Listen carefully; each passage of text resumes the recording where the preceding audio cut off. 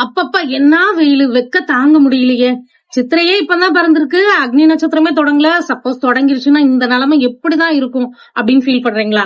இந்த வெப்ப அலைய தேசிய பேரிடரா அறிவிச்ச முதல் மாநிலம் நம்மளோட தமிழ்நாடு தாங்க. அக்னி நட்சத்திரம் பிறக்கிறதுக்கு முன்னாடியே இப்ப வெளியில ஆட்களை பார்க்க முடியல. இதுல பறந்துருச்சுன்னா மத்தியான நேரம்லாம் வெளியில ஒரு தலை பார்க்க முடியாது. எல்லாரும் வீட்டுக்குள்ளேயே அடங்கிடுவோம். ஏன்னா அந்த சூட்டை நம்மளால தாங்க முடியல.